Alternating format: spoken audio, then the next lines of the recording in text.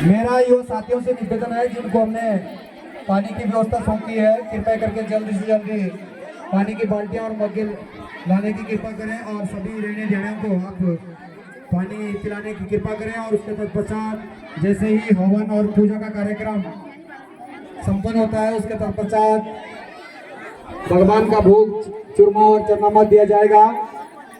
और मुझे लगता है कि ध्यानी और रैणियों के बीच में जो संतुलन था वो बहुत अच्छा था।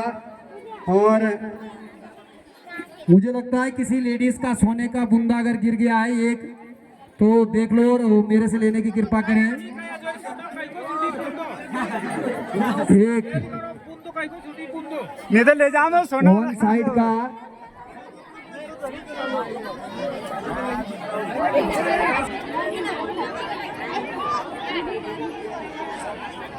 ये पार पाट बोल दे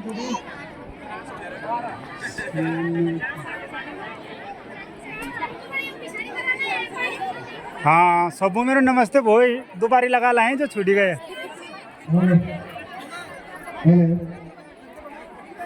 मेरे मामा श्री जो कि तांत्रिक भी है।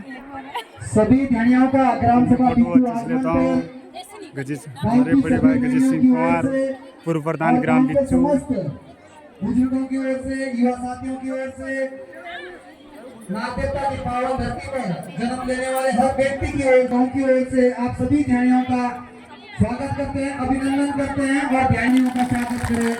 क्या आप लोगों ने जिस तरह से जयपुर क्षेत्र में एक बाहर सी आ गई और एक हमने ये तो सुना था कि अपने अपने कुल देवताओं के लिए अपने अपने देवताओं की आस्था के लिए सभी लोग दान भी करते हैं, अपनी आस्था भी व्यक्त करती। जो आस्था दिखाई आप लोगों ने, हम गांववासियों की ओर से आपके बाल बच्चे कुटुंब परिवार के लिए भगवान नाग देवता से दुआ करते हैं, आशीर्वाद चाहते हैं कि आपके बच्चे आपका घर परिवार दिन दुगुनी रात चौगुनी तरक्की करे।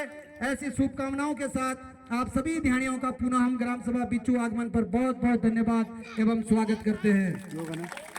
बहनों, आप हमने सुना है कि आप लेडीज को लक्ष्मी का रूप भी कहा जाता है। मैं चाहता हूं कि अगर आप में से कोई ध्यान ये बताने की कृपा करेंगे कि आप लोगों को लक्ष्मी का रूप क्यों दिया गया है।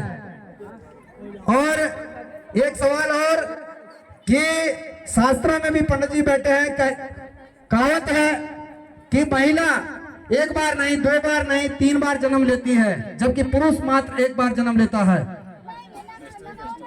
आप को कोमल क्यों बनाया गया है? पुरुष कठोर होता है और महिलाएं कोमल क्यों होती है?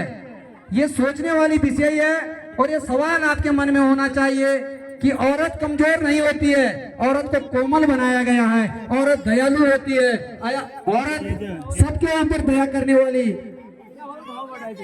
मानव का एक अवतार है। इसलिए आपको लक्ष्मी का रूप कहा जाता है। लक्ष्मी का मतलब जिस घर में आप पांव रख दें, जिस घर में आपका जन्म हो, जिस घर में आप ससुराल जाए, उस घर में दिन दुगुनी रात चौगुनी हो, ऐसा इसलिए आप लोगों को लक्ष्मी का रूप कहा जाता है। आप सबको मालूम होगा कि महिलाएं 3 जन्म जो आप लोगों के होते हैं। पहला जन्म जब आप किसी के घर में बेटी पैदा होकर के जन्म लेती है तो आपका पहला जन्म होता है। दूसरा जन्म जब आप किसी के घर बहू बनकर जाती है तो उस घर के लिए आप नए मेहमान के रूप में होती है। और आप पिछला जो आपका इतिहास होता है, जो माइती देवता में सपोज अगर कोई ध्यान पवार है और वो दूसरे गांव में ससुराल जाती है और वहां पर वो भंडारी या चौहान हो, तो आप लोग जो है अपने कुल को छोड़कर दूसरे कुल के लिए अपना पूरा त्याग कर देती है, अपना घर परिवार छोड़ देती है और अपना जो है जो हमारी जात कास्ट होती है उसको तो छोड़ देती है। इसलिए आपका दूसरा जन्म ससुराल में होता है। और तीसरा जन्म आपका जब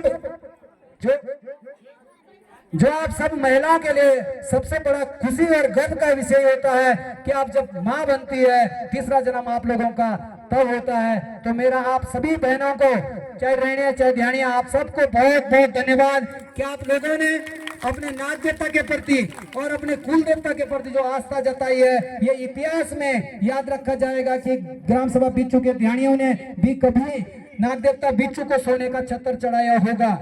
जब आप हम नहीं रहेंगे, आगे की कोई पीढ़ी आप लोगों को याद करेगी कि फलाने सन में और फलाने टाइम पे ग्राम सभा बिच्छू के ध्यानियों ने अपने कुल नागराजा को, अपने मैती देवता को के प्रति अपनी आस्था को व्यक्त करते हुए नाग देवता का सोने का छत्तर चढ़ाया। और ये भी इतिहास लिखा जाएगा कि जौनपुर क्षेत्र में पहली बार रैनियों के द्वारा ध्यानियों के सम्मान में भंडारा दिया गया है। तो मैं ग्राम सभा बिच्छू के अपने सभी रैनियों को बहुत बहुत धन्यवाद देता हूं कि आपने अपनी माता बहनों को, अपनी बेटियों के प्रति जो आस्था व्यक्त की, उसके लिए हम सभी गांववासी आप रैनियों का अभिनंदन करते हैं, स्वागत करते हैं। और ग्राम सभा बिच्छू की रैनियों से मैं एक निवेदन करता हूं कि आप लोगों ने, जैसे शादी के बाद एक बंधन बांधा जाता है कि 7 फेरों का बंधन, मरेंगे जिएंगे साथ साथ, वही प्रकार उसी प्रकार से आप लोगों ने जो है इस गांव में साबित करके दिखाया है। जब 2012 में हमने इस मंदिर की शुरुआत की बैठक रखी, 2013 में हमने इस मंदिर का निर्माण करने की शुरुआत करी, और 2014 में जब ये मंदिर पूर्ण हुआ,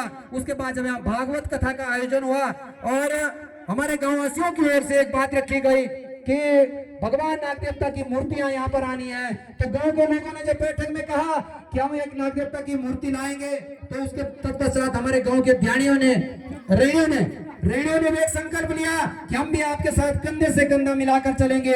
और पुरुषों की ओर से अगर नाग देवता की नाग की मूर्ति आई है, तो रेणियों की ओर से हमारे यहाँ नागिन की मूर्ति आई है। तो हम ग्राम सभा गांव के रेणियों को भी बहुत बहुत धन्यवाद करते हैं कि आप सब हमारा हमेशा सहयोग करते हैं।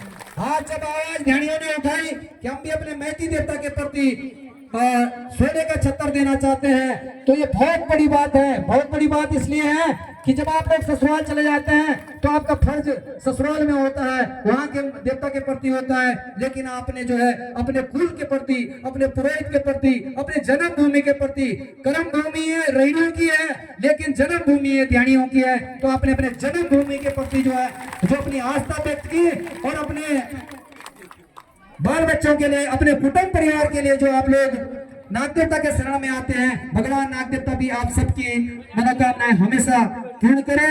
ऐसा मेरा भगवान नाग देवता से भी निवेदन और आप सभी गांववासियों से भी कि आप सभी माता बहनों पर भगवान आशीर्वाद बना रहे।